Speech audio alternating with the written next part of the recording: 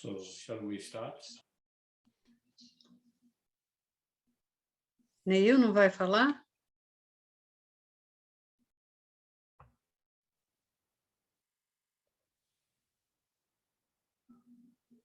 Sorry, my microphone is off.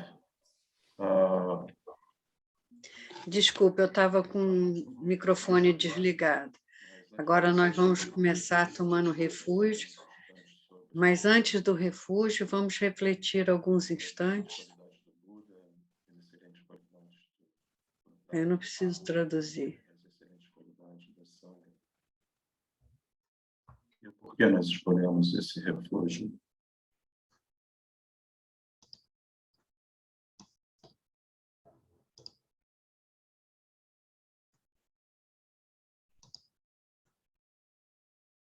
E por que nós estamos escolhemos o Buda Dharma Sangha como nosso refúgio?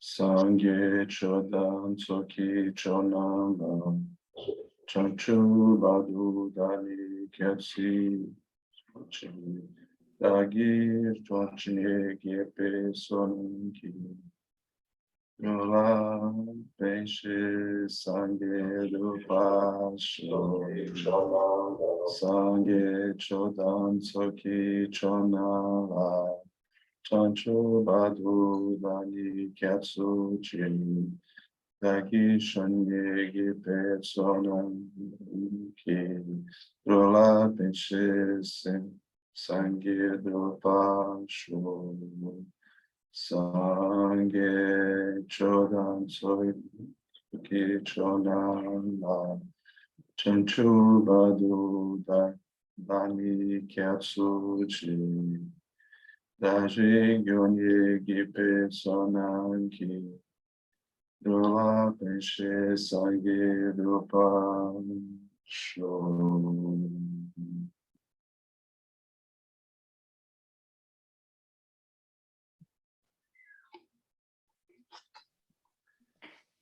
So, Então, mais uma vez, good afternoon, everyone. boa tarde a todos, ou boa noite para vocês que estão aí. We take a few moments to Vamos get a good intention going for being here. tomar alguns minutos para cultivar uma boa intenção por estarmos aqui ouvindo os ensinamentos Contemplate and feel, that e vamos tentar,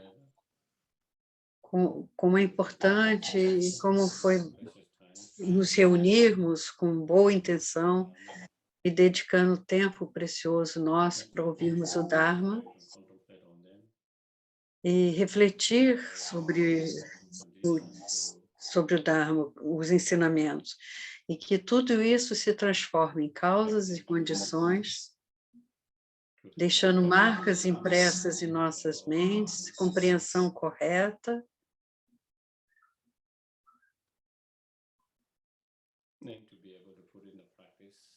e conseguirmos colocar em prática os ensinamentos que aprendemos de como praticar o Dharma. E também de cultivar todas as realizações e colocá-las em práticas. As realizações dos tópicos de Lamrim. O caminho gradual até a iluminação. Que eles sejam causas e condições para alcançarmos o estado desperto da budeidade e podermos nos dedicar a todos os seres comuns e ordinários, os seres sencientes.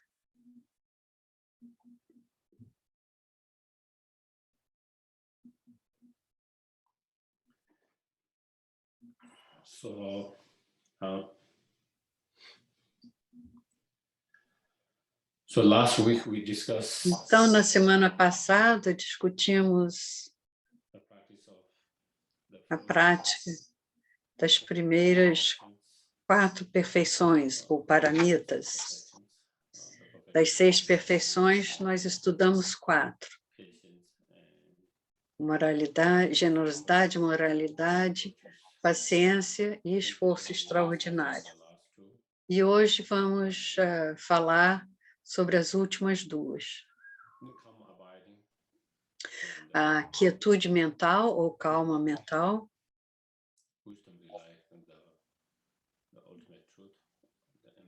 e a visão da verdade suprema ou vacuidade.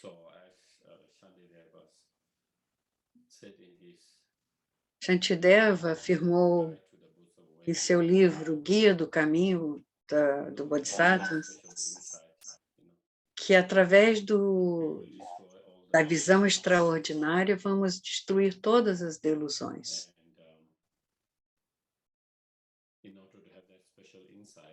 E para conseguirmos ter essa visão extraordinária, devemos cultivar a mente da quietude mental.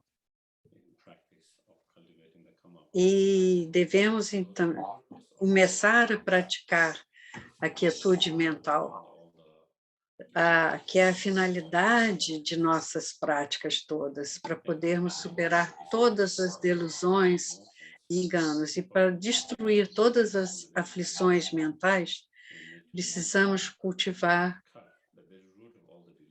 a raiz de todas as delusões, cortar a raiz de todas as delusões. E para cortar a raiz da ignorância, precisamos desenvolver o desejo da visão especial. Sem a quietude mental, não podemos desenvolver a visão extraordinária. Então, primeiro, precisamos desenvolver a quietude mental. E também, Atish, em seu texto, O Caminho, Uma Luz no Caminho à Iluminação, diz que a calma mental, ou a quietude mental, é para você desenvolver um nível de concentração. Então, para que a nossa prática de meditação se torne forte e eficaz, devemos desenvolver essa mente de quietude mental, shamatha, e focar no objeto de nossa meditação,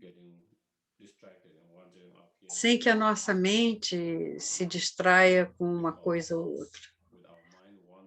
Porque com a nossa mente vagando e distraída, isso faz com que demore muito tempo para alcançarmos quaisquer resultados. De forma similar, Shantideva também disse: quaisquer práticas que fizermos, por muito tempo, se fizermos a prática com a mente da distração, quando a nossa mente não está focada e sim vagando por um lado ou outro, é difícil alcançar qualquer realização espiritual. E, portanto, precisamos desenvolver uma mente forte e sem distração, capaz de concentrar e focar-se num tema sem distração, sem vagar.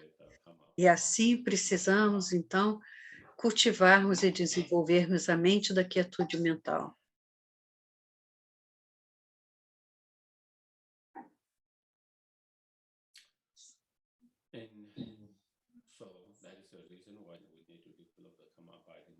Então, isso é um dos motivos pelos quais precisamos desenvolver essa mente de quietude mental, calma mental.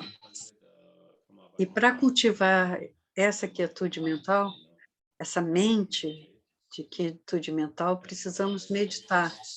E para a meditação, para desenvolver a quietude mental e se tornar mais bem-sucedida, você tem que ter condições especiais que você deve criar para ter sucesso nessa meditação. Então, algumas dessas condições é viver em um local propício para meditação, onde não há barulho, onde não tenha muitos ruídos, porque quando tem barulho ou muito ruídos, a mente segue o som e se distrai do foco. Quando há o som de alguém cantando, ou um som de uma música, ou um pássaro cantando, na hora que você ouve o som, a sua mente acaba seguir aquele som.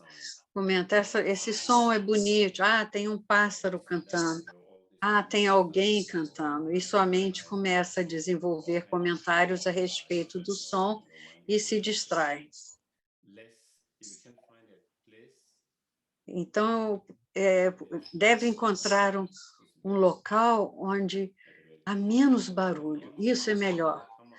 Uma vez que você tiver realmente desenvolvido a mente da quietude mental, aí não importa onde você estiver, sua mente não vai se distrair. Mas no início, quando você ainda não alcançou esse estágio, o ambiente é muito importante para não distrair. O segundo ponto é ter poucos pensamentos, não ter muitos pensamentos ao mesmo tempo. Se você tem muitos desejos, muitas vontades, muitos quereres, você vai meditar e vai ficar, eu queria que eu tivesse mais tempo, o melhor lugar para meditação. Eu gostaria de, se você estiver numa montanha, o nosso desejo vai falar, eu preferia estar perto do mar. Se você está perto do mar, você vai falar, eu preferia estar isolado numa montanha. Então, no momento que tivermos esses tipos de meditação, de distrações de pensamentos, a sua mente acaba seguindo esses pensamentos de desejo.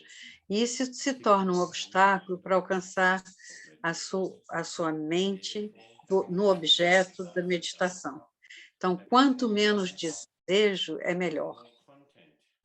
E quanto menos desejos, haverá mais contentamento com a sua situação, com o local onde se estiver, na situação que você estiver, estando tudo bem aquela situação.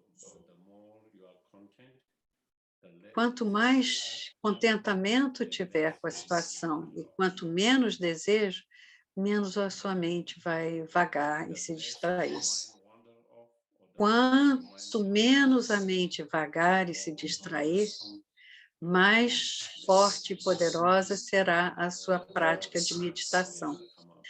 E maior será a chance de realmente cultivar a quietude mental.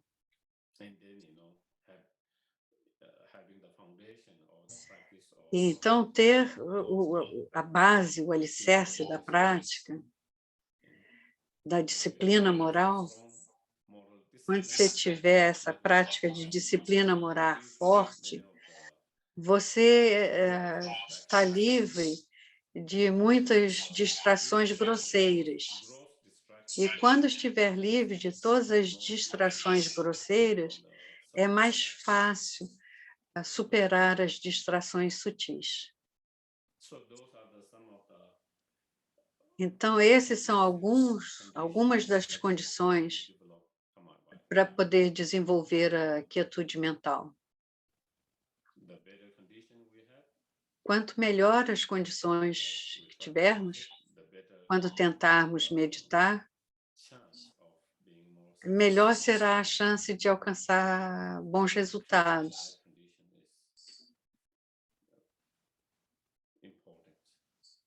Ter boas condições é muito importante. Então, em termos de meditação, se você estiver tentando desenvolver a quietude mental, você tem que ter um objeto de meditação.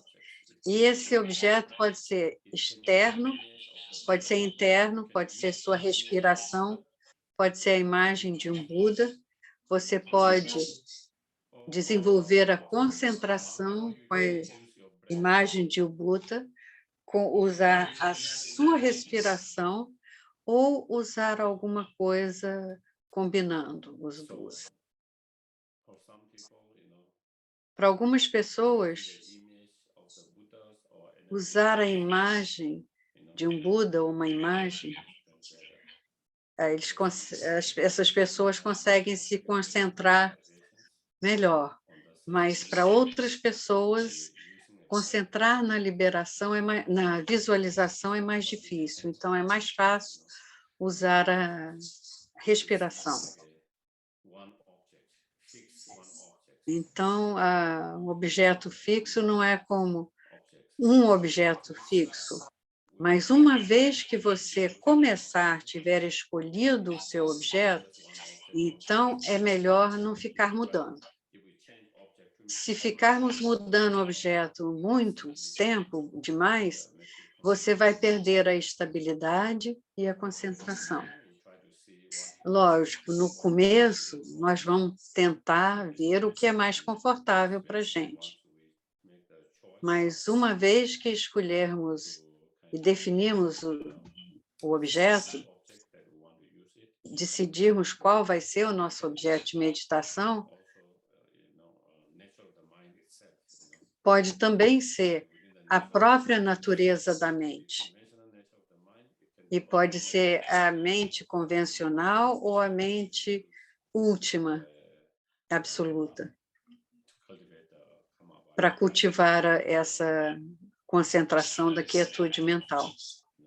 Então, existem muitos objetos, e eu não quero elaborar muito nisso.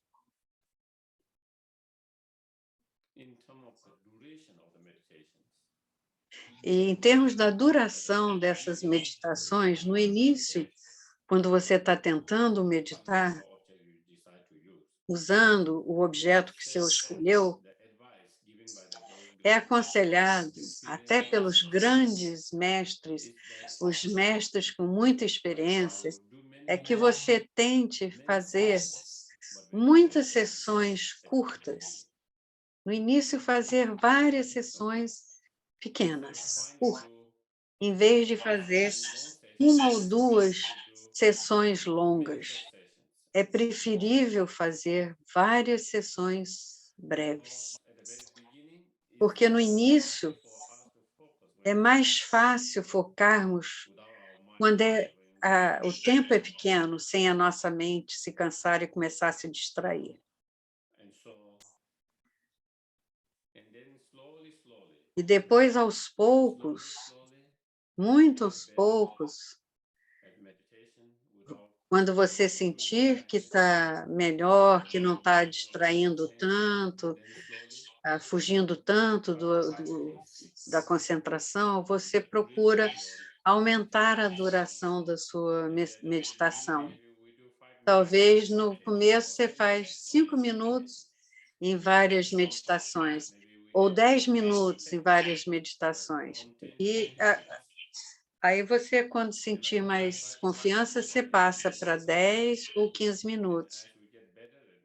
E quanto mais fizermos essas meditações, vamos ficar melhor. Então, quando a gente conseguir uma grande estabilidade com 5 minutos, a gente passa para 10, para 15, e só aumenta quando você sentir uma maior estabilidade no objeto de concentração. E aí você muito lentamente vai aumentando a duração do tempo de sua meditação. Esse é um dos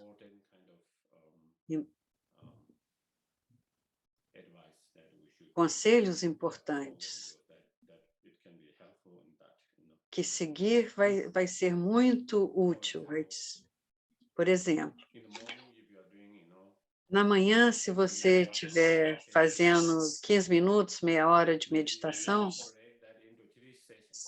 talvez você possa dividir esse tempo em 3 sessões, 10 minutos de 10 minutos, e seja 2 segundos ou poucos minutos, dá um interrompe. Você não sai da sua almofada, mas você interrompe a concentração, descansa um pouquinho, poucos segundos ou poucos minutos, se faz mais 10 minutos. Você não precisa sair da almofada, você novamente mexe com o corpo para se descansar e volte a fazer mais 10 minutos.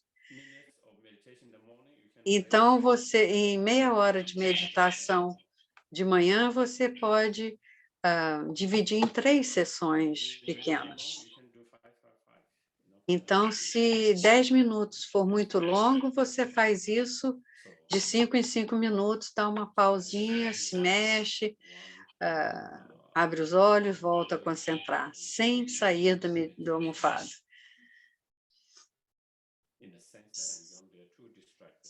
Então, nós aprenderemos a como permanecer na meditação sem nos distrairmos muito. Quando meditarmos, a nossa mente estará lá. Então, esse é um conselho, uma instrução importante dado pelos grandes meditadores. Então, em termos da prática em si, e falamos um pouco por que precisamos desenvolver a quietude mental, falamos por que do objeto de meditação, a duração, quanto tempo deve demorar cada sessãozinha ou sessão. Agora vamos falar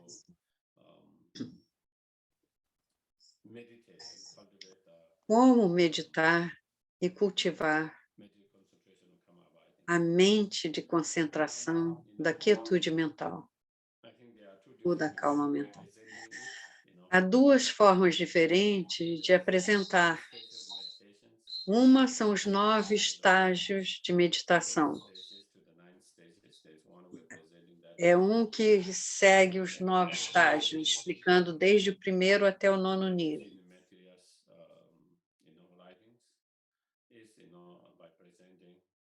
E outra forma é apresentando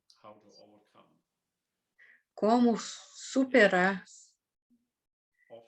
os 8 obstáculos para a meditação.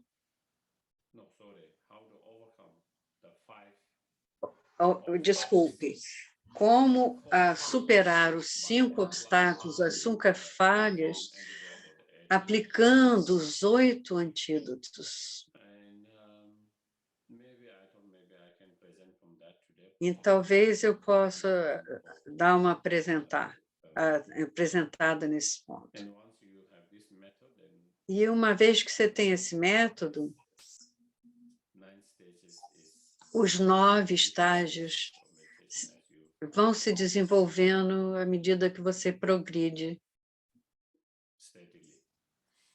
firmemente, aplicando esses antídotos, né?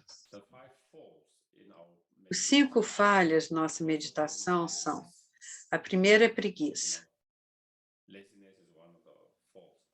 É um dos obstáculos, a preguiça. O segundo, um dos obstáculos,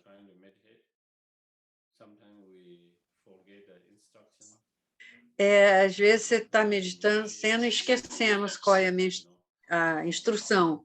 Estamos meditando e surge algum desafio e a gente não se lembra como lidar com a situação.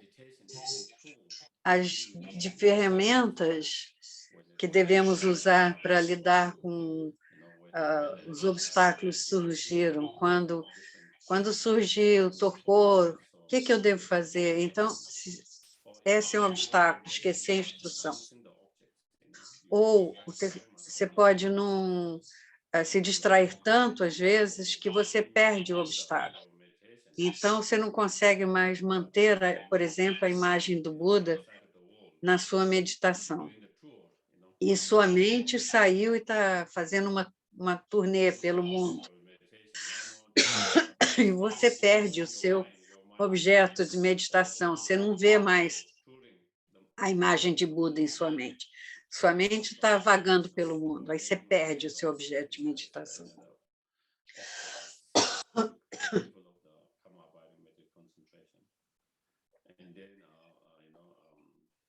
E aí dificulta desenvolver a quietude mental.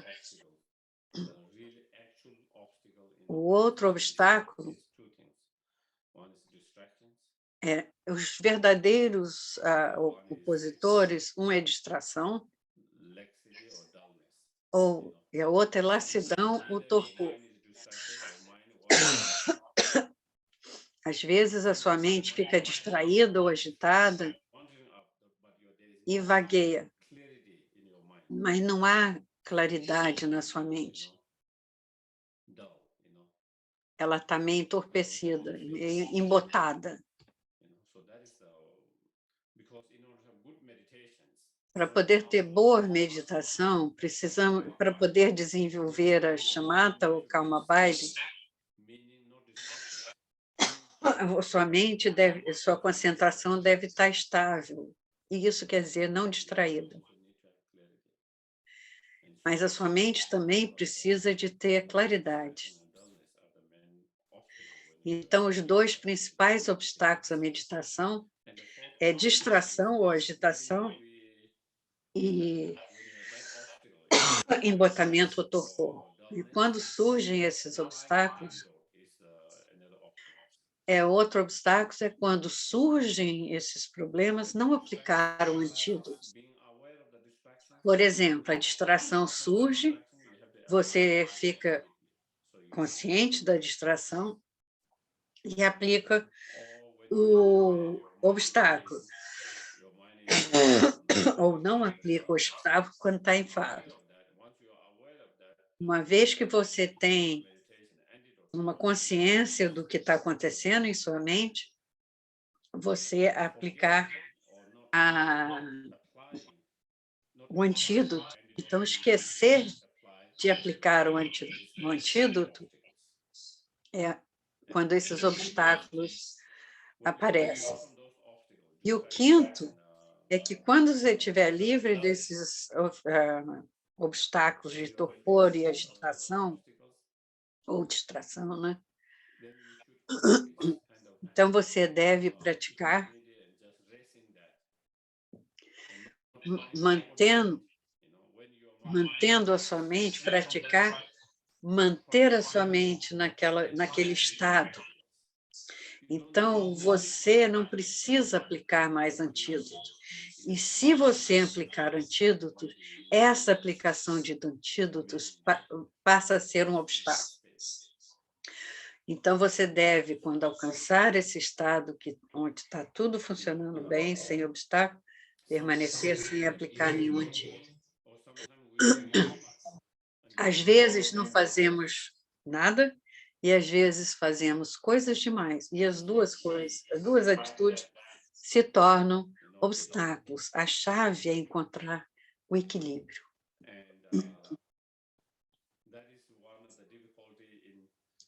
E essa é uma das dificuldades, é encontrar esse ponto de equilíbrio é o ponto-chave.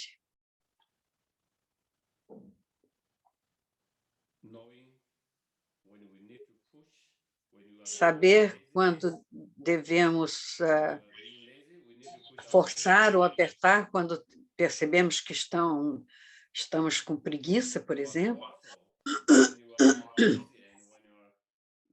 Mas também, quando não estivermos com preguiça, não queremos forçar demais. Você tem que ficar mais relaxado. Então, encontrar esse equilíbrio, saber como eu devo estimular, quando eu devo forçar um pouco, e o tanto que eu preciso forçar, o tanto que eu preciso trabalhar mais, e também saber quando eu preciso relaxar, quando eu preciso descansar. e saber, conhecendo tudo isso a partir da nossa própria experiência e encontrando o ponto de equilíbrio desses dois fatores importantes. É um dos fatores importantes para a prática, aliás. So those are the 5 folds. And to overcome those 5 folds, then there are Nessas 5 falhas, você tem os antídotos para a primeira falha, que é a preguiça,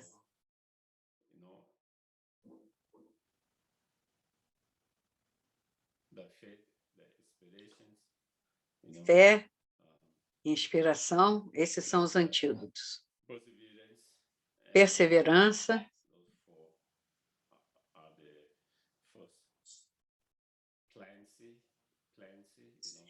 aí cleansing é limpeza.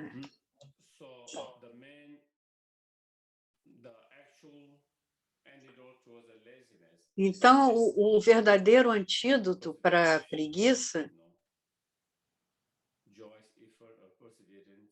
é perseverança, é esforçar com entusiasmo.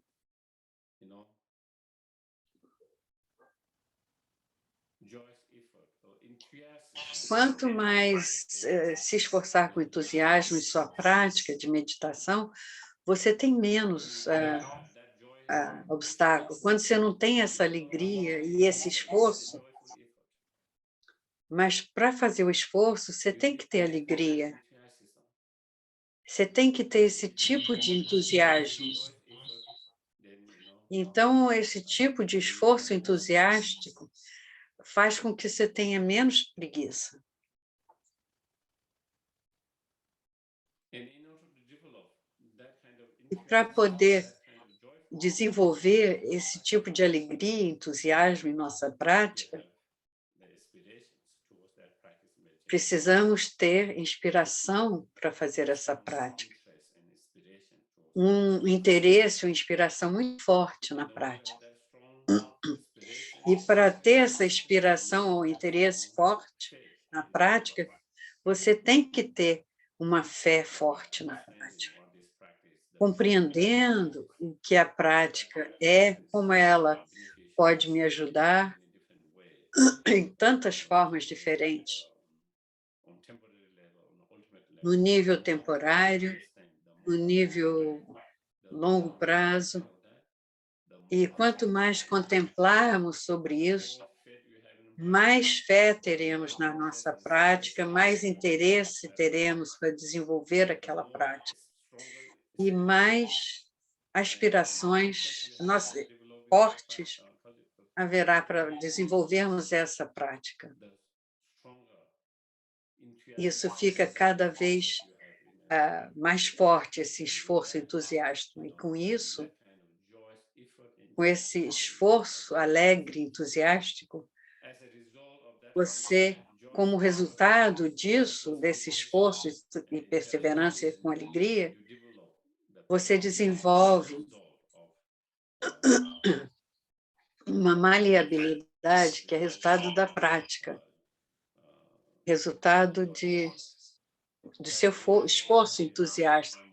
Isso quer dizer que o seu corpo e sua mente fica mais flexível, mais leve. Quando sua mente e seu corpo ficam mais leves, mais flexíveis,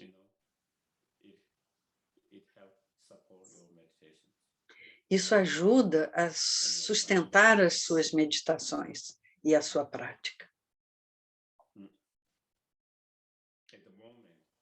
No momento, nosso corpo, nossa mente estão muito pesados, não está tão flexível, tão leve.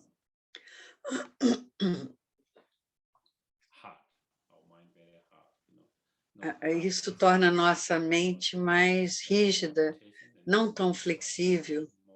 E com esse tipo de meditação, a nossa mente vai ficando mais flexível, mais maleável. Então, o nosso corpo também vai ficando mais leve, menos pesado, mais flexível. E com esse tipo de corpo e mente, isso ajuda a nossa prática de meditação. Você curte mais a prática de meditação. Você se alegra e tem mais prazer ou mais alegria em fazer a prática. E aí a gente não encontra desculpa para não praticar. Nesse momento, nós queremos. É mais fácil praticar. Você não procura desculpa para achar tempo para ver TV. Por mais ocupados que temos, por exemplo, se você quiser ver televisão, você acha tempo. Por mais ocupado que você esteja, você sempre acha tempo para ver um programa de TV que você quer. Não tem desculpa. Você faz uma prioridade, encontra um tempo para isso. A gente luta para encontrar a prática e para meditar, a gente luta para encontrar tempo para meditação, ao contrário do esforço para ver a TV. E achamos todo tipo de desculpa. Agora eu não estou me sentindo muito bem, hoje eu estou muito cansado, talvez eu possa fazer isso amanhã. E hoje eu tenho muitas responsabilidades em casa, tenho que cuidar disso, daquilo, tenho que resolver muita coisa. Quando é para assistir um programa de TV, a gente não tem essas desculpas todas. Acabamos achando tempo e muitas vezes passamos horas e horas em frente à TV. Por quê? Porque apreciamos assistir os shows. Então, quando você aprecia alguma coisa, você acha o tempo e energia para fazer aquilo que gosta. E esse é um ponto-chave. É começar a apreciar, a curtir a nossa prática. E aí, vamos encontrar mais tempo para praticarmos a meditação. Quanto mais você pratica, a sua prática vai ficando mais forte. E quanto mais forte a sua prática fica, a sua meditação fica melhor.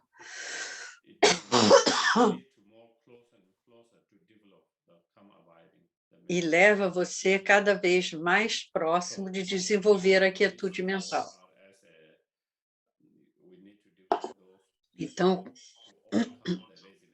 Então, para superar a preguiça, nós temos que desenvolver esses quatro antídotos.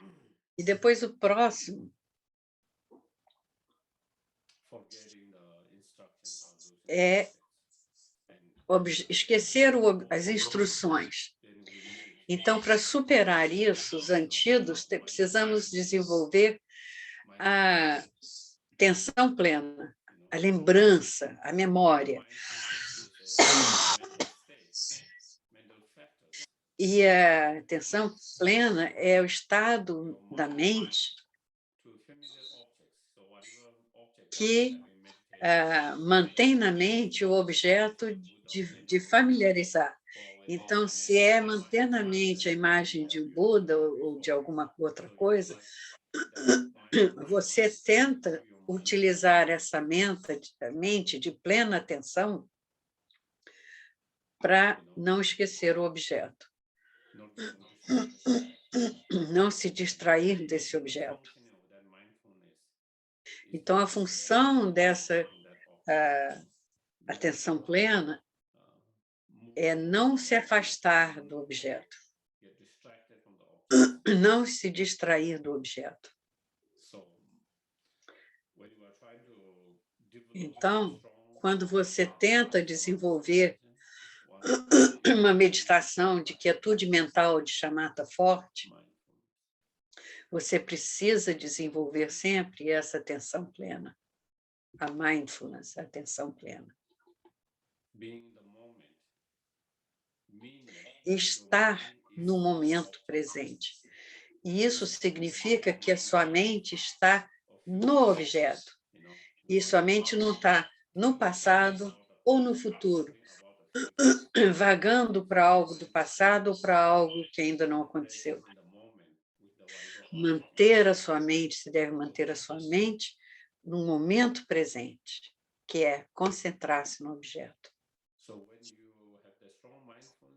Então, quando você tem essa atenção plena, você não esquece, não perde o objeto de meditação. E você supera, então, a segunda falha de esquecer as instruções.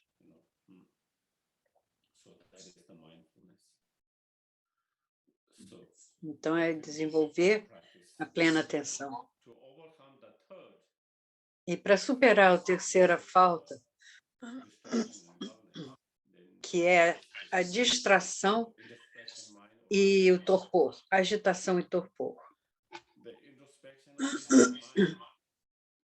A introspeção ou a mente vigilante é aquela mente que analisa e investiga se a sua mente ainda está no objeto ou não.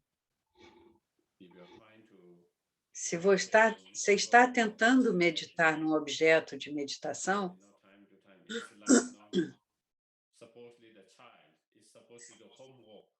por exemplo, uma criança deve fazer um trabalho, e quando você abre a porta e vê se ele está fazendo dever de casa ou não, você abre de vez em quando, você abre a porta para checar se ele está fazendo ou não.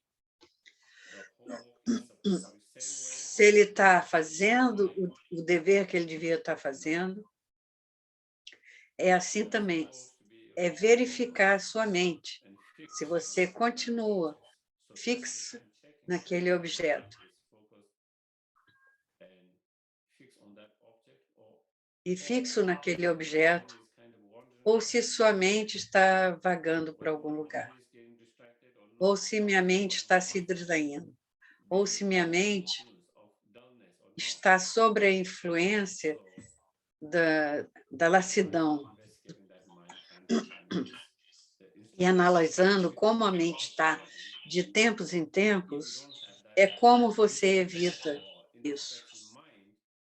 Se você não tiver essa mente de introspecção, a sua mente pode estar distraída e você nem tem consciência que sua mente se distraiu e vagou. Sua mente está por todo lugar. O seu corpo está lá, mas a sua mente está pelo mundo todo. A sua mente está no escritório.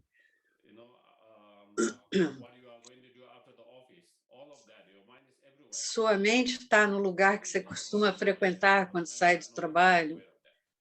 E você não tem nem consciência de que isso está acontecendo. Por isso, você precisa da mente de introspecção que checa e percebe o momento que sua mente se distraiu e traga ela de volta. Aí você traz sua concentração de volta ao objeto. E como eu mencionei, não é, às vezes, uma distração querendo demais, mas, às vezes, a sua mente não tem claridade. Então, você se sente, você foca no objeto, mas não há claridade, não há nitidez. E esse estado de mente chamamos de laxidão. A mente está muito frouxa e não consegue estar ciente se você está vagando ou se está meio embotada a sua mente.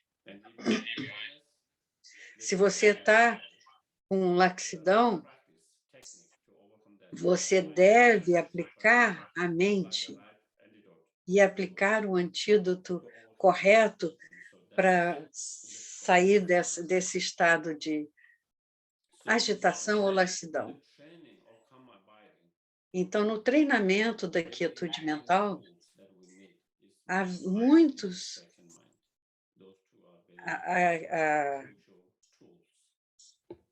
A mente da introspecção e a mente da concentração, não, memória,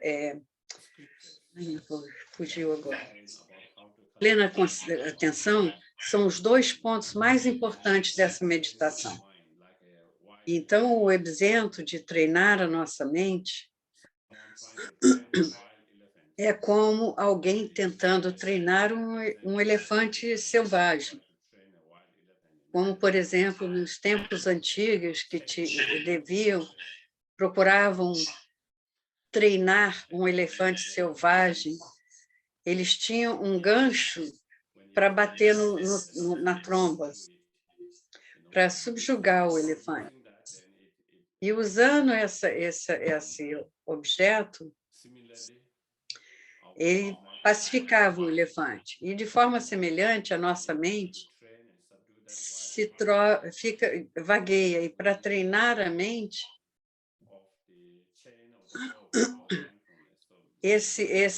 nós devemos agarrar a corda da memória, a corda da plena atenção, que equivale à tromba do elefante. É um simbolismo, né? A mente de introspecção é como aquele gancho que te chama de volta. Então, assim como bate no elefante para fazê-lo lembrar que ele deve acalmar-se, a plena atenção funciona assim, te toca a sua mente para lembrar que você deve aplicar um antídoto ou voltar a atenção. São as 2 ferramentas básicas a serem aplicadas o tempo inteiro.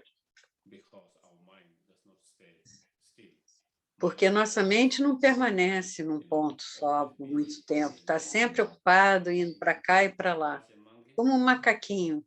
Já olharam um macaquinho?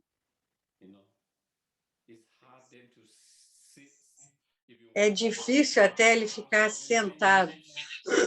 Se você observar por meia hora ou 10 minutos, eles não ficam muito tempo quietos, eles estão sempre ocupados, pulando daqui para ali, pulando, brincando.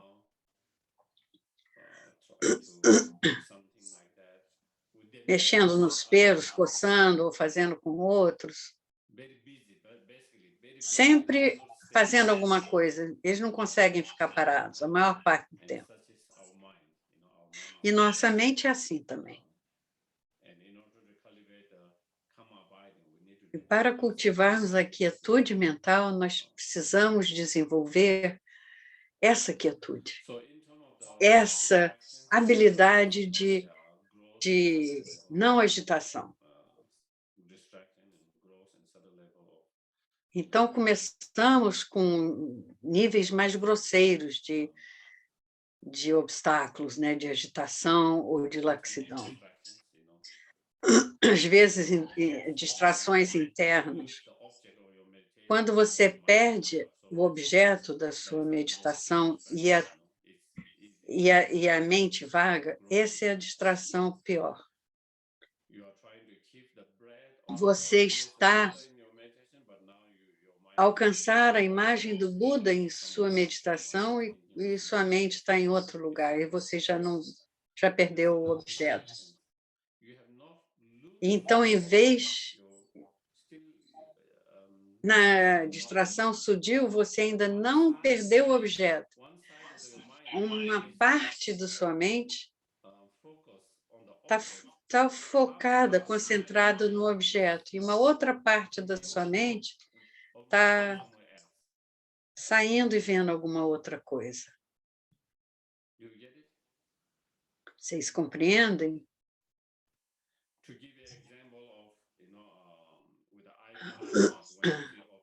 Para dar um exemplo, eu estou olhando para alguma coisa e vejo uma outra coisa do outro lado. Aí eu olho para lá e perco o objeto que está na minha frente. E outro exemplo mais sutil, eu estou olhando esse mesmo objeto, mas estou percebendo que está chegando uma pessoa aqui.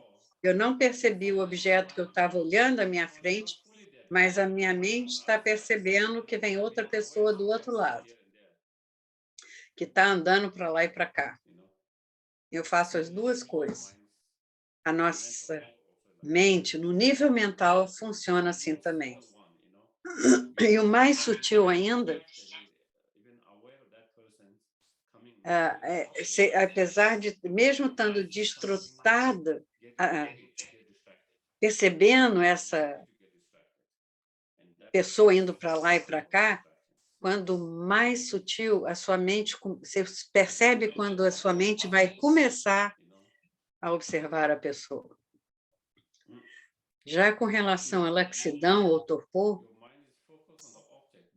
sua mente está concentrada no objeto, mas você não o enxerga com clareza.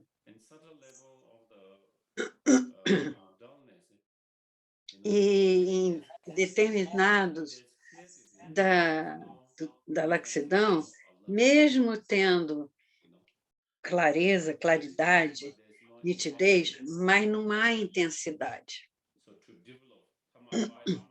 Então, para desenvolver a quietude mental, você precisa de mente estável, claridade, mas sua mente precisa estar alerta, bastante alerta a tudo que está acontecendo.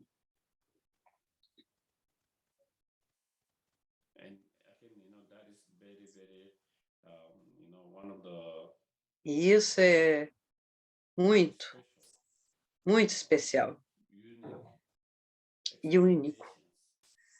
Explicações de Lama Tsongkhapa, porque no passado alguns meditadores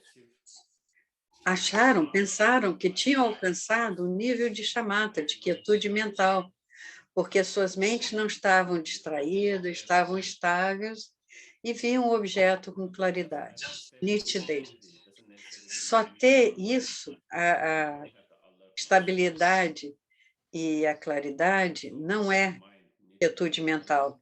Se você não tiver a mente alerta, você tem que estar alerta. A mente tem que ter a nitidez do objeto, através de estar alerta, vigilante.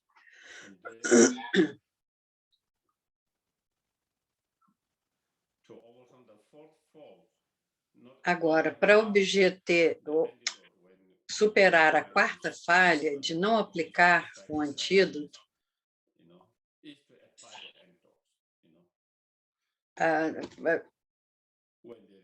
quando nós temos obstáculos de torpor ou distrações,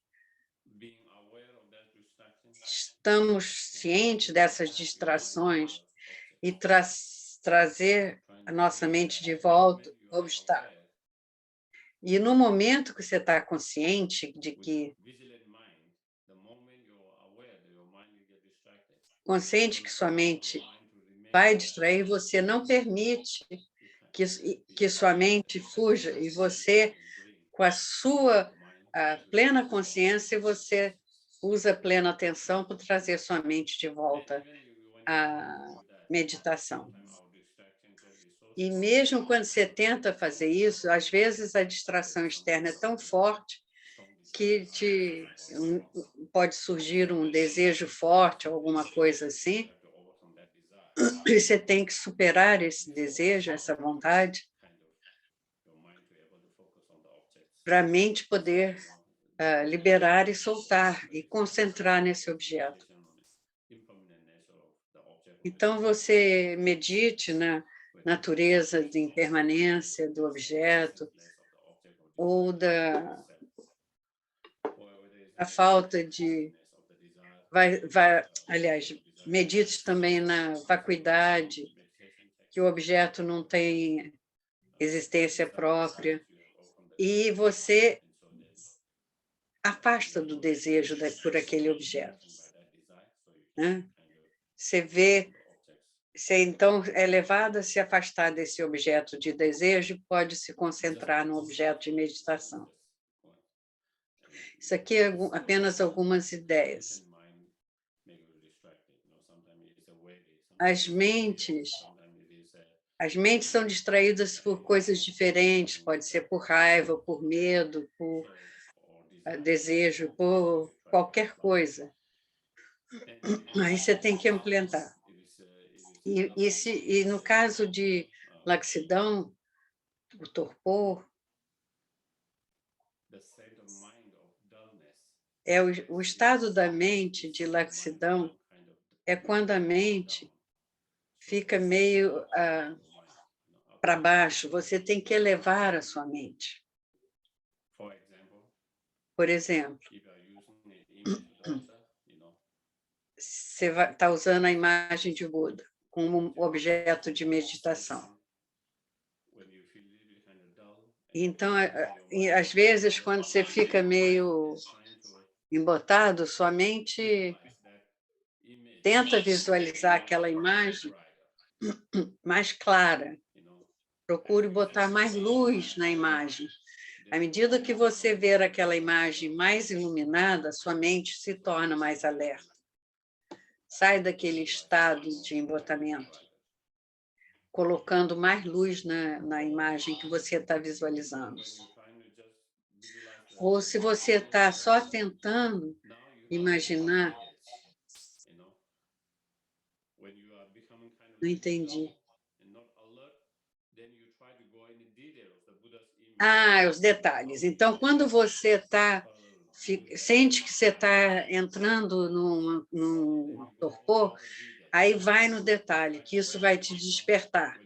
Então, vê o rosto dele, os olhos, foca nos detalhes, que isso vai exigir mais atenção da sua mente, e esses detalhes vai tornar a sua mente mais fresca, mais alerta.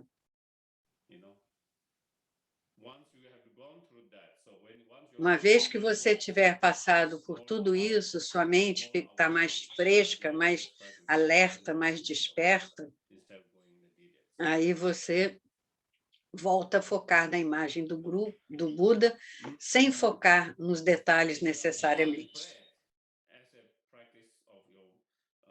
Se você está usando...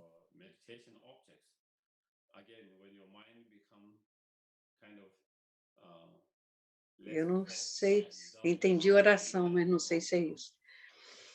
Quando a sua mente fica mais embotada, você tem que fazer a sua mente se tornar mais ativa. Breath, não foi oração, não, respiração. Você pode, então, passar a contar a respiração. Estou inspirando, estou exalando. Essa respiração foi curta, essa exalação foi longa. É só ficar ciente do tipo da sua respiração. E aí a sua mente se desperta mais. Mas uma vez que a sua merda ficou mais fresca e despertada, aí você concentra só na sensação nas narinas sem analisar. E permaneça lá. Esses são alguns dos métodos utilizados para isso. Se mesmo depois de tudo isso, sua mente ainda não está fresca e alerta, porque sua mente está tão baixa, embotada, digamos assim, e você pode meditar na bodhicitta e assuntos que vão elevar a sua mente. E se mesmo com essas meditações sua mente não se elevar,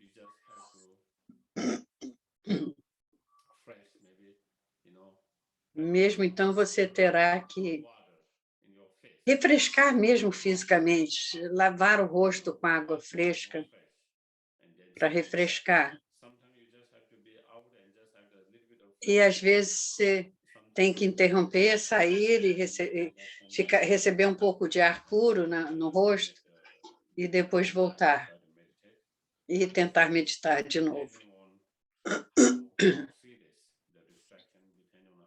E tudo depende da seriedade da distração. Que método que você pode aplicar? Se é leve, se é mais profunda. Então, tente isso.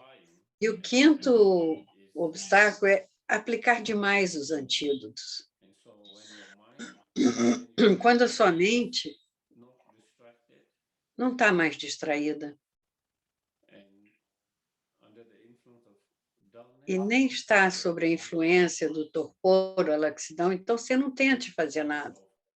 Não aplique antídoto, não use antídoto se não for necessário. A mente de introspecção, ficar checando o tempo todo, pode passar a ser um obstáculo. Então, nessa situação, você simplesmente repouse a mente nesse estado que alcançou. E, através desse tipo de meditação, de repousar a mente no estado mental que alcançou, você aprofunda, estabiliza, aliás. E isso gera uma maleabilidade mental, uma maleabilidade sutil. E, através dessa maleabilidade sutil, as energias do vento que permeiam todo o seu corpo começam a ficar mais leves. Ao sentir mais leve e mais flexibilidade em seu corpo, mais maleabilidade em todo o seu corpo, isso gera um êxtase. E esse êxtase desenvolve a paz. Quando você desenvolve esse êxtase mental, você desenvolve, então, o êxtase mental e a quietude mental. E uma vez que tivermos alcançado a quietude mental, nós usamos aquela quietude mental para desenvolver as nossas visões especiais. Você foca em tópicos importantes como a vacuidade. E esse é um assunto extremamente amplo. No monastério, estudamos isso por 5, 6 ou 7 anos. E mesmo com isso, às vezes mais. Então, é um assunto que pode não ser compreendido com tanta facilidade, como em sessões curtas como essa, a não ser que temos muitos méritos de vida passada de praticar a quietude mental. Então, existem muitos pontos de raciocínio e lógica que devem ser estudados para entender cada estágio. Quando falamos de vacuidade, por exemplo,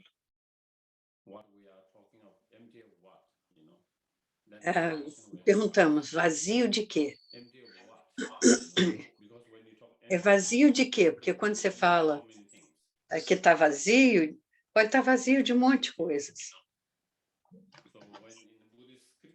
Então, nas escrituras budistas, como falamos de vacuidade, pensamos logo, vazio de quê? E trata-se de qualquer objeto que tem o eu e os outros.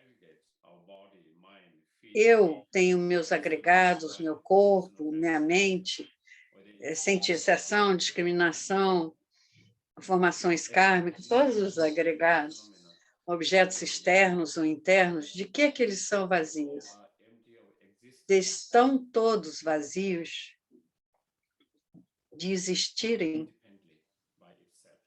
de forma independente por si mesmos.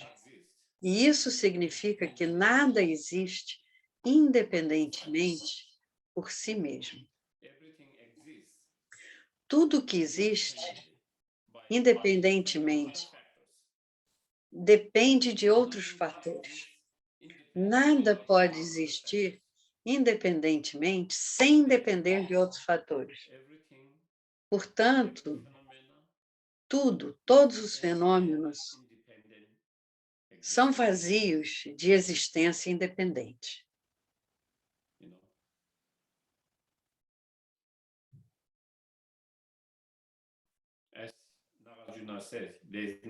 Como Nagarjuna disse, não há fenômeno que não seja vazio.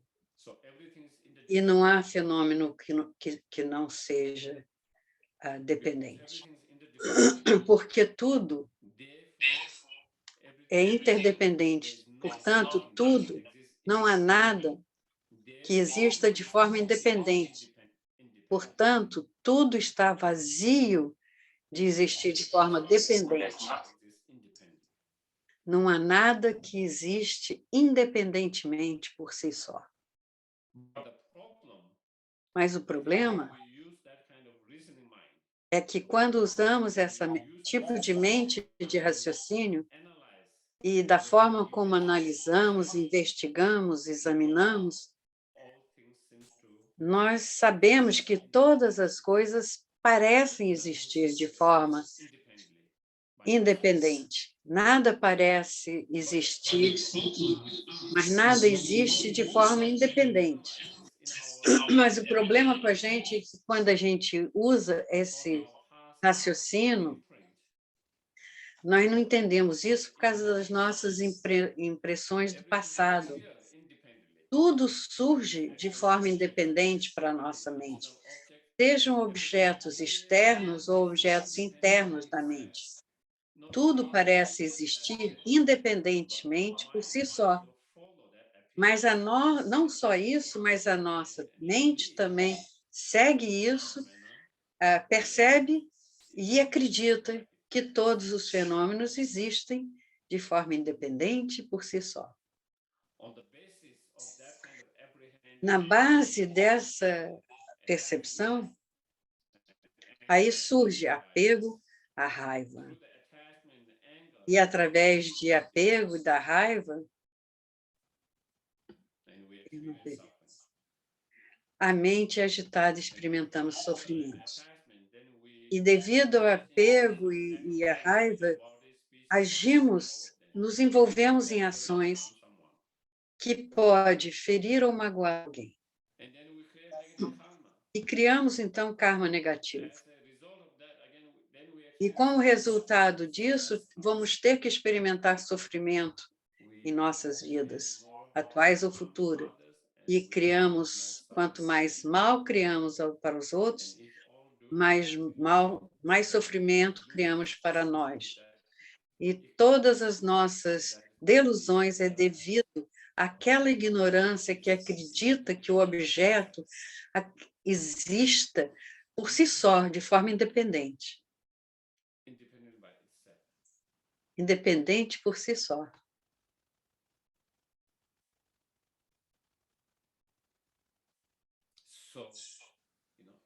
Então,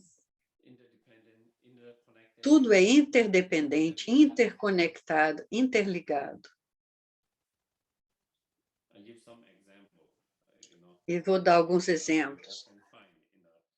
Muitas vezes encontramos nos textos e nos sutras, então escutamos o texto, na vacuidade não há nada de vir ou ir, não há nascimento nem morte, os textos falam isso, não é?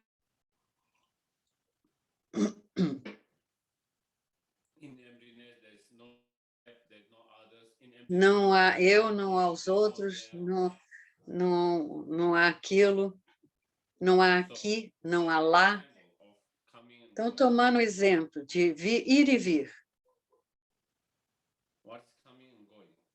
O que é ir e vir? Se existe um ir e vir absoluto, o que é ir e vir por si só? O que é? A nossa mente acredita. Eu vejo alguém vindo, eu tenho certeza que ele está vindo por si só, independente. Quando eu vejo meu amigo saindo e indo, descendo a rua, eu não tenho nenhuma dúvida que ele está indo. É assim que sentimos em nosso cotidiano.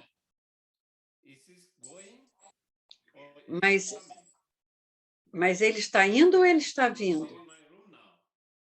Alguém está na minha sala agora.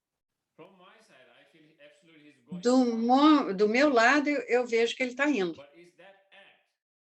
Mas esse ato de ir ou vir é um ato de ir ou vir? Nem vir, nem vir. O ato em si é ir com relação a mim. E está vindo com relação à pessoa que está do outro lado esperando. Vocês compreendem?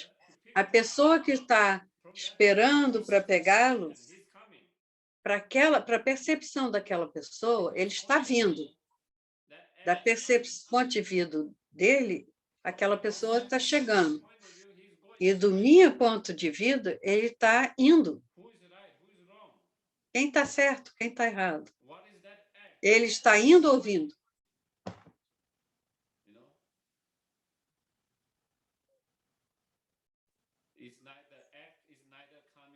O seu ato, ele não está nem indo nem vindo.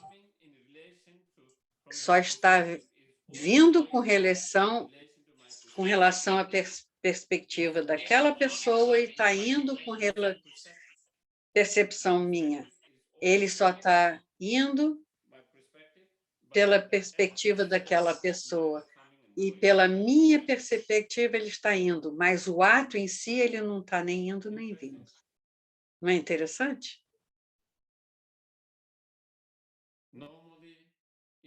Não.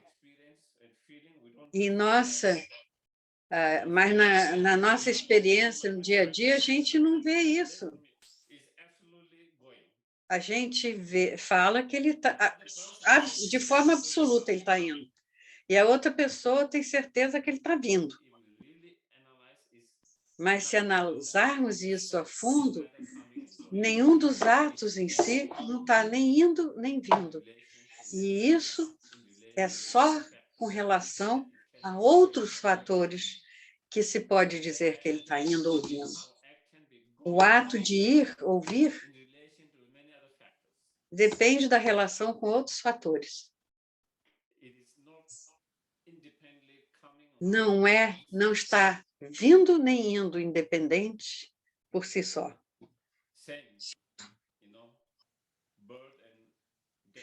Por exemplo, nascimento e morte.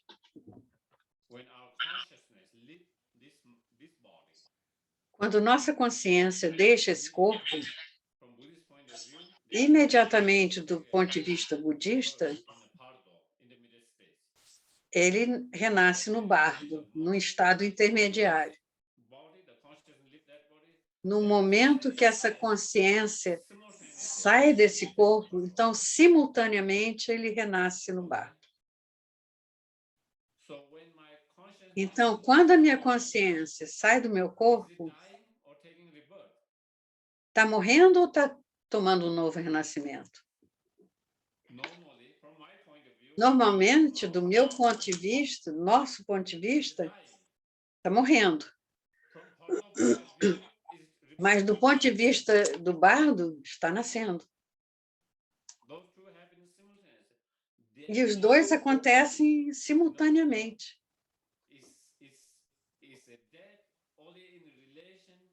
está morrendo somente com relação com relação a dependente do ponto de vista desse corpo e de quem está percebendo.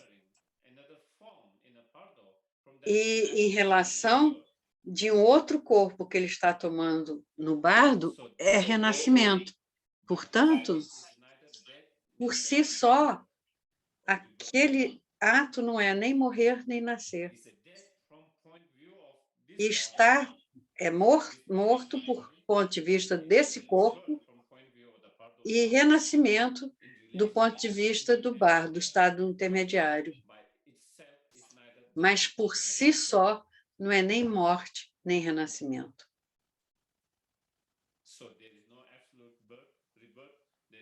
Então, se não existe um nascimento real, não há morte, efetivamente.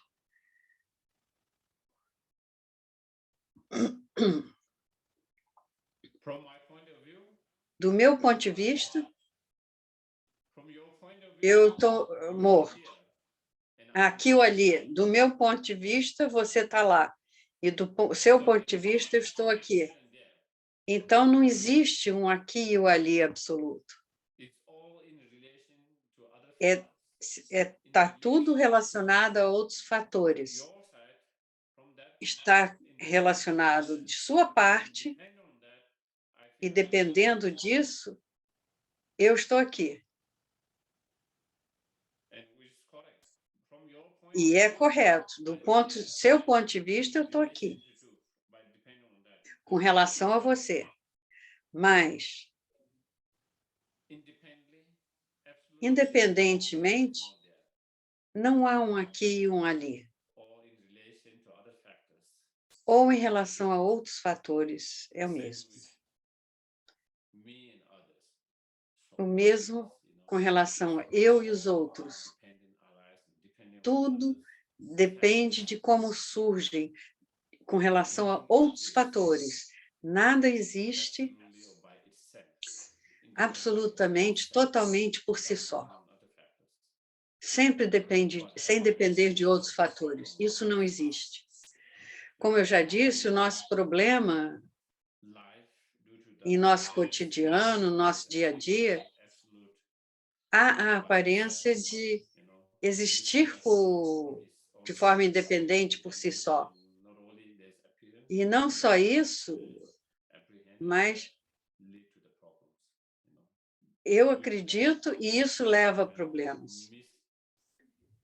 Isso leva a uma mente equivocada, a uma mente de não erro conceitual, e faz surgir os nossos problemas.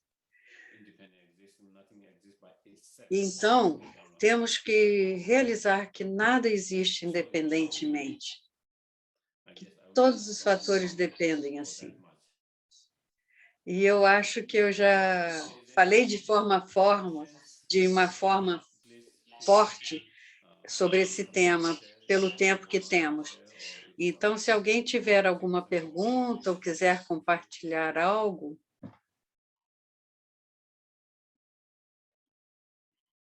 Sheila, thank you so much for your teaching.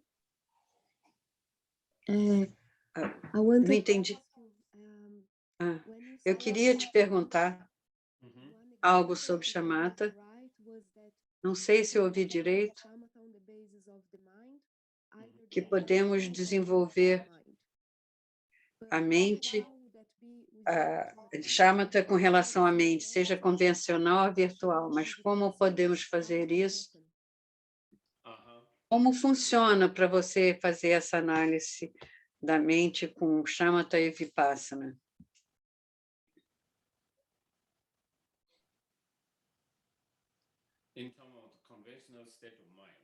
Em termos do estado mental convencional, ou estado convencional da natureza da sua mente, é pura consciência, e conhecendo essa natureza, sem nenhuma cor ou outras coisas assim.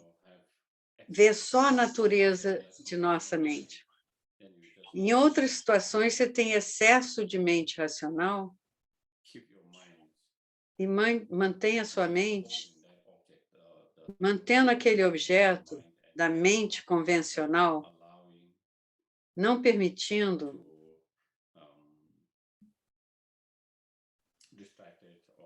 que se distraia disso. Ele está falando de ter a mente convencional como objeto de meditação. Então, você está meditando shamatha, fazendo isso.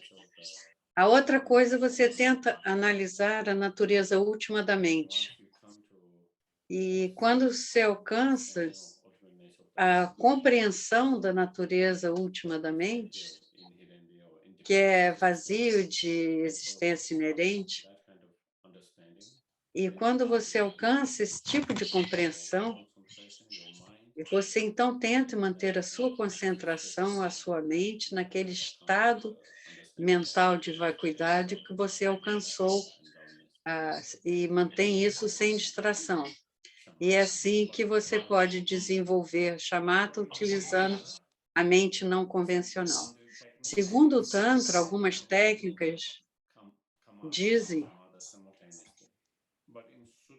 que há outras formas de desenvolver shamatha, mas no Sutra é através dessas duas técnicas de concentração e visão especial. E para cultivar do ponto de vista do Sutra, você não pode desenvolver os dois juntos, você tem que desenvolver primeiro, mas no ponto de vista tântrico, você pode desenvolver os dois simultaneamente, o Tantra e o Sutra, o shamatha e visão especial. Então, isso aí é apenas falando assim, de diferentes técnicas, por alto. Mais alguma pergunta? If you like, you can write down on the chat in Portuguese or English. Or you can raise your hand and say in English direct to Geshe-la. Yeah. If there is, if not, then we can do the dedication. Yes, Anila Tenzin-Sala. Yeah. Eu vou para o inglês para fazer a pergunta. A minha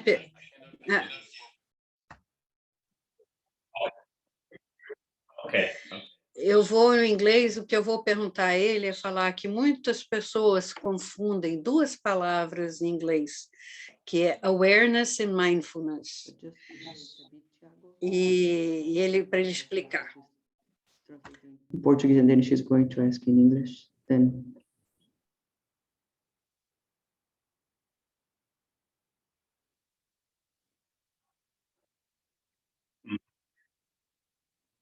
Mm-hmm.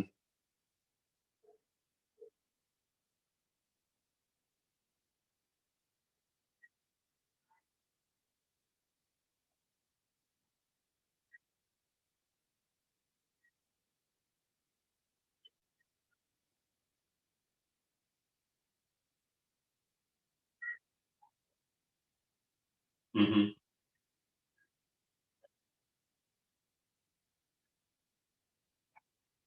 Mm-hmm. Então, ele vai explicar a diferença de plena consciência para mindfulness, que é atenção plena.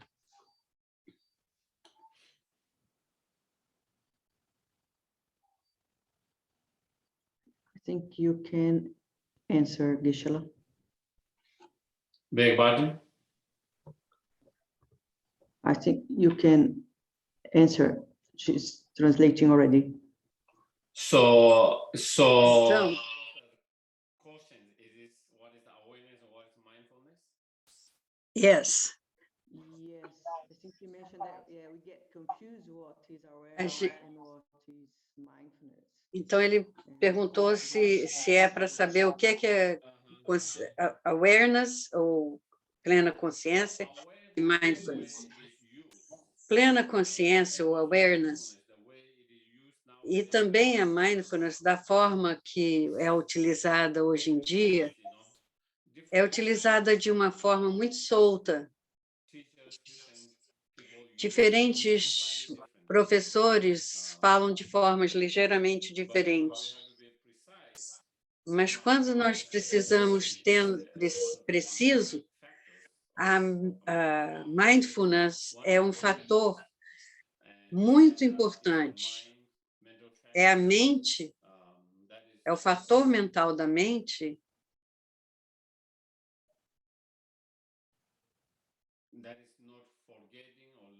que não esquece ou perde o objeto.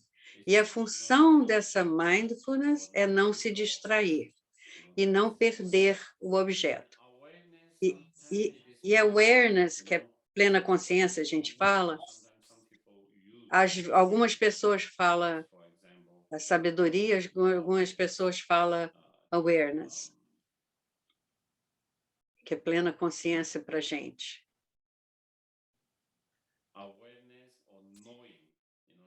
É saber,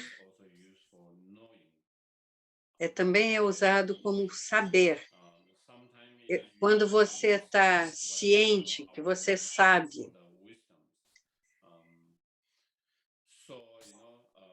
conhecer as sabedorias diferentes. E depende em que contexto é usado essa awareness, que é a plena consciência. Alguns professores usam mindfulness e awareness como a awareness, ou seja, a plena consciência sendo um resultado da plena atenção, alguma coisa aí. E às vezes usam awareness, ou plena consciência, como estar ciente de alguma coisa, conhecer alguma coisa. Estar ciente ou conhecer algo. Então, depende do contexto onde é usado.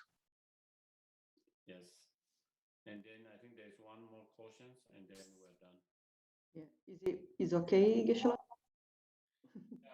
I hope it is not too long because I have class in half hour. Yeah. Tiago? Ele está falando que tem tempo para mais uma pergunta, espero que não seja muito longo, porque ele tem que dar aula. Actually, it's two questions, but if you can. Na realidade, são duas perguntas, mas a primeira é sobre a nossa vida corrida.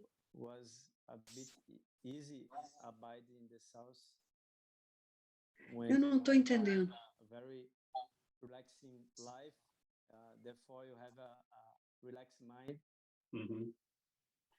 Quando você tem uma vida mais tranquila, você tem uma vida mais tranquila. E a mente mais tranquila. Mas agora minha vida está muito agitada. E parece que alguma coisa, não sei como dizer,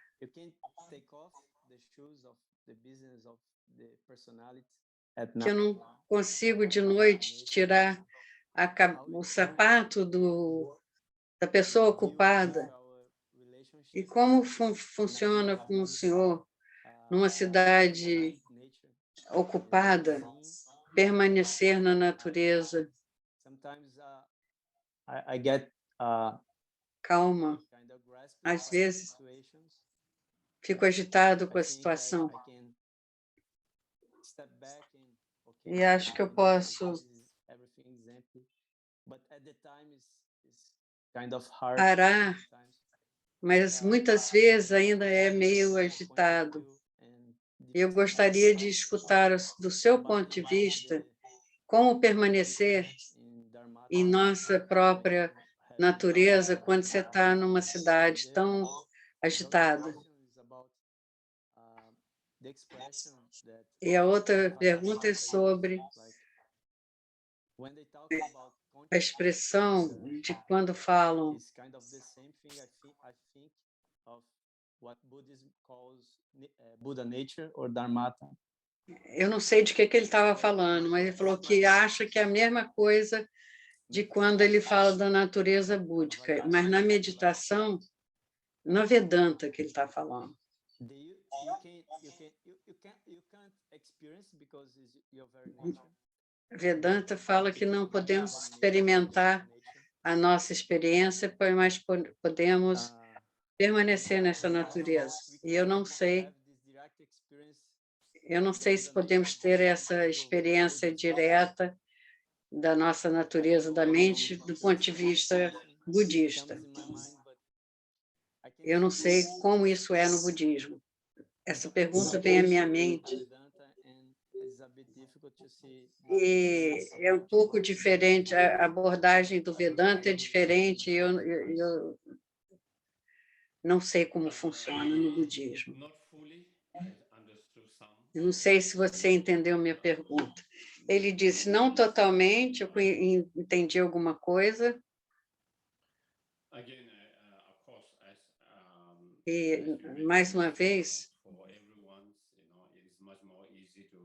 para todos é muito mais fácil meditar em qualquer assunto, inclusive meditar na natureza da mente, quando nós temos condições melhores para isso.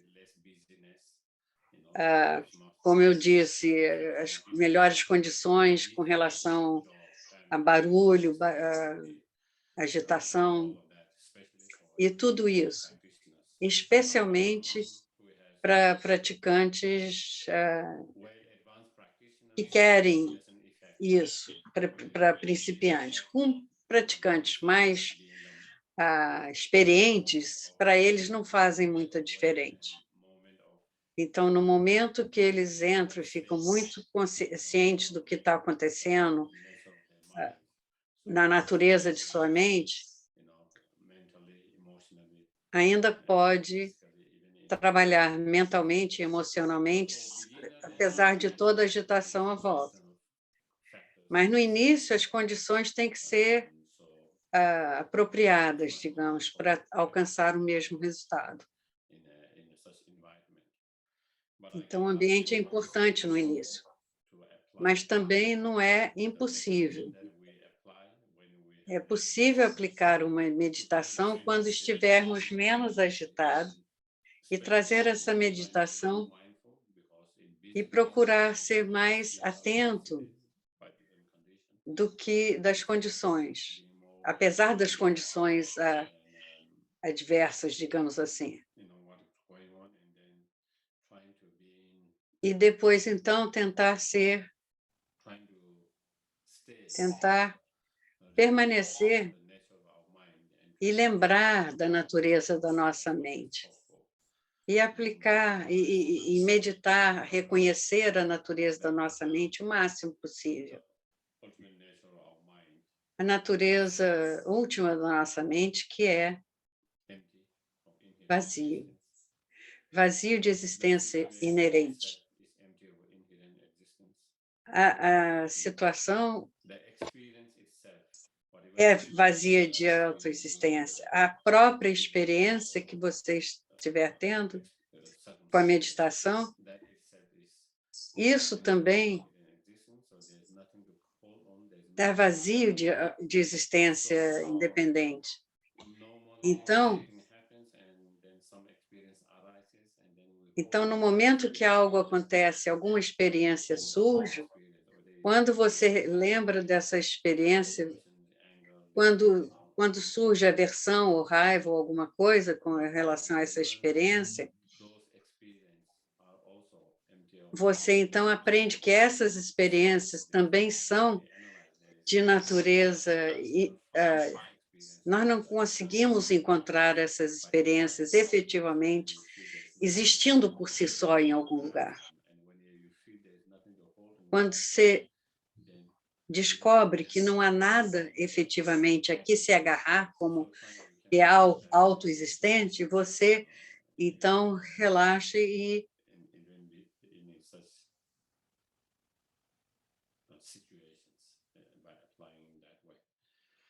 e trata todas as situações dessa forma, sabendo que elas não têm autoexistência intrínseca, né? E quanto a Buda Nature,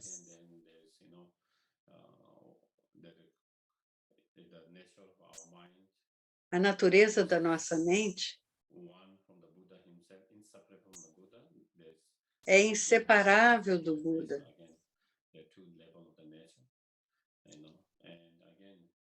Há duas naturezas dessa natureza da mente.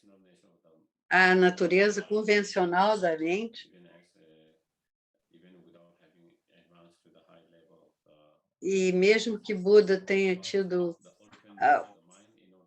alcançado altas realizações, mas a natureza convencional é diferente. E até alcançarmos esse estado mais elevado,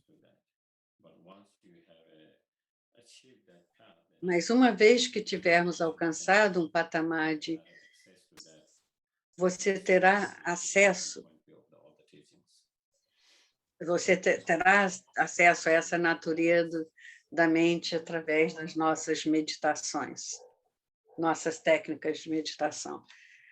E ele para por aí que ele tem que dar uma aula agora, e a Nandro agradeceu a ele por tudo.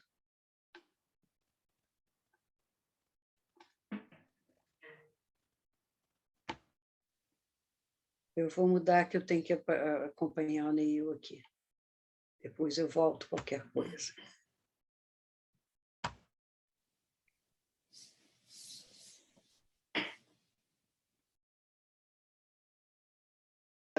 Vamos agora todos juntos fazer o oferecimento de mandala curta e a súplica ao Guru. Neil, você precisa vir para o canal em inglês.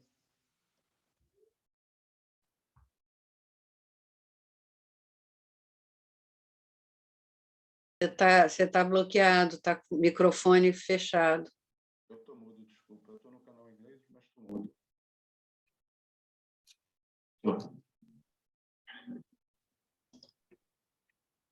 Sashi Poki Shoshi Meto Chandira Brije Nide Vaji Sange Jindu Mite Uari Jokun Namajiva Sopashu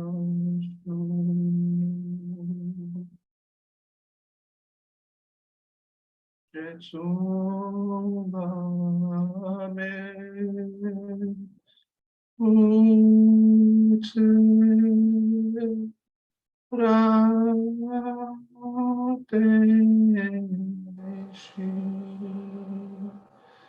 Lanka Trile Chonchu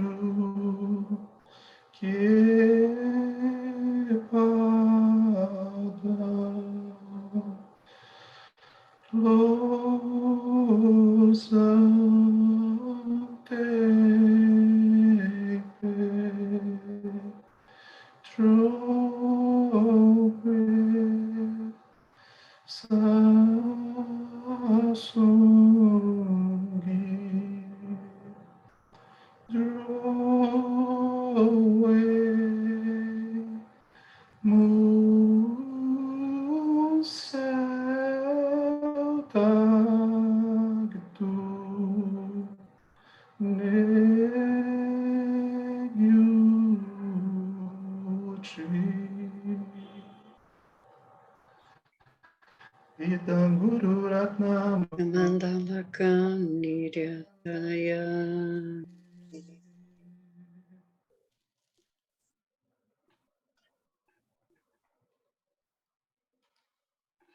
Denise,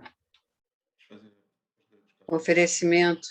Dear Geshe-la, first let you like with the office virtually. Thank you so much. Está fazendo oferecimento virtual ao Geshe-la e agradecendo pelos seus ensinamentos. Agora faremos as dedicações.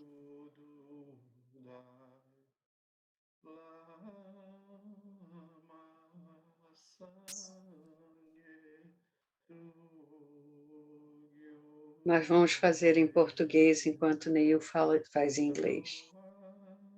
Pelos méritos dessas ações virtuosas, que eu rapidamente alcance o estado de um Guru Buda e guie todos os seres viventes, sem exceção, a esse estado iluminado. Agora aguardamos.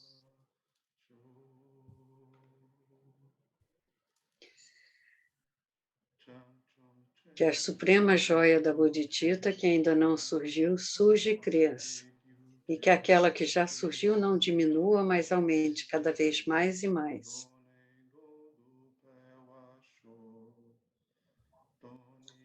Que a preciosa visão da vacuidade, que ainda não surgiu, surja e cresça. E que aquela que já surgiu nunca diminua, mas aumente cada vez mais e mais. Oração de longa vida, sua santidade. Joia que concede e realiza desejos. Toda a felicidade desse mundo, sem exceção. Ao incomparavelmente gentil Tenzin Gyatso, eu suplico que todos os seus sagrados desejos sejam espontaneamente realizados. Longa vida de Lama Zopa Rinpoche.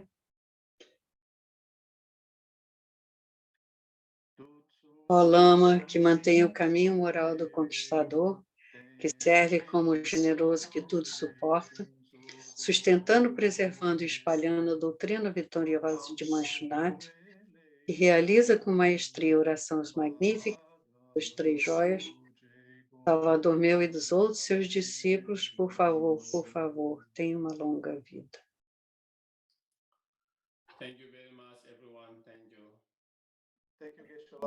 Thank you so much, Geshe-la.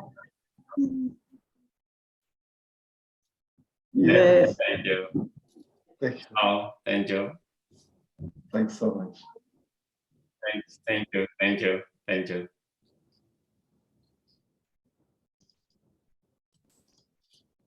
Obrigada, gente. Obrigado.